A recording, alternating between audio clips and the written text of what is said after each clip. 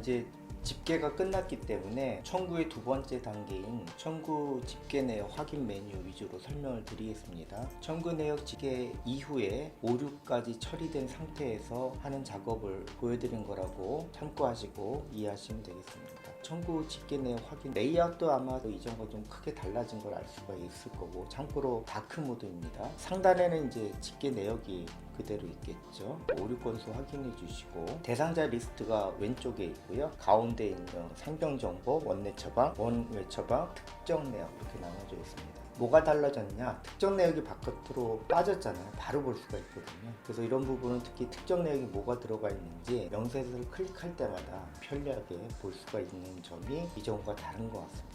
의료보호를 더블 클릭하면 대상자 리스트에는 의료보호 환자가 뜰 거고요. 총 38명. 그 다음에 건강보험을 더블 클릭하면 하단에 건강보험이 아마 발생할 겁니다. 예를 들어서 자동차 보험이라든가 자보 청구 또는 보험 청구 있을 때도 이렇게 리스트가 그만큼 늘어나겠죠. 원리는 같습니다. 구분은 보시면 1.0과 동일해요. 청구 무시한 부분, 정상으로 넘어간 부분, 그리고 처리가 안 된 부분, 세 가지 카테고리로 나눠질 수 있습니다. 그래서 이 부분을 누를 때마다 자연적으로 쿼리가 되니까 무시가 맨 위로 올 수 있도록 해서 확인을 해주시면 되겠죠. 그 다음에 달력 오른쪽에 있고 메모 기능.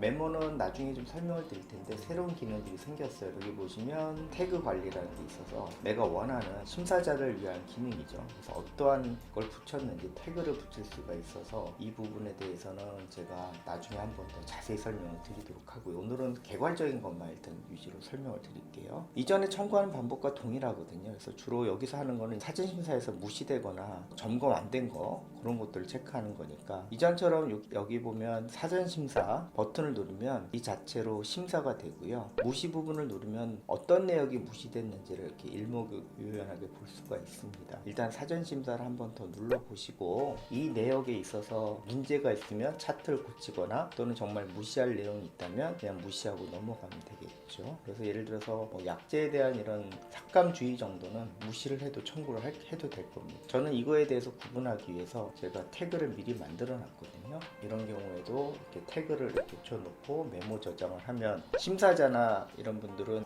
내가 이 환자를 보고 뭘로 태그해 놨다는 걸 정확히 알기 때문에 더 볼 필요가 없죠. 이 태그에 따라서 소팅이 가능해요. 그래서 이런 식으로 무시된 항목들을 사전심사랑 무시 내역을 다 보고 몇 건 안 될 거니까요. 기본적으로 진료 볼 때 심사를 다 했으면 이렇게 많지는 않을 겁니다. 그 부분을 참고해서 사용해 주시면 될 것 같고, 점검이 안 된 것들이 있다면 반드시 꼭 체크를 하시고 넘어가야 됩니다. 사전심사를 눌렀을 때 이 부분에 대해서 보고 수정을 누르면 진료 차트로 넘어가거든요. 예를 들어서 수정을 딱 눌렀을 때 진료실 화면으로 전환이 되고 그 상태에서 사전심사 창이 뜹니다. 닫기 버튼 말고 X 버튼을 눌러주시고 차트에서 수정해주는 방법이 있습니다. 또는 여기서 보시면 차트로 넘어가기는 사전심사를 안 눌러도 바로 여기 버튼에 환자의 진료 기록을 조회합니다 라고 하는 단추 아이콘이 있습니다. 상병 정보 바로 하단에. 그래서 이걸 누르시면 바로 넘어갈 수가 있습니다. 이번에 새로 생긴 기능이 비트에도 있는 기능인데 직접 명세서를 여기서 고쳐서 별도로 수정해서 청구할 수 있다고 해요. 다만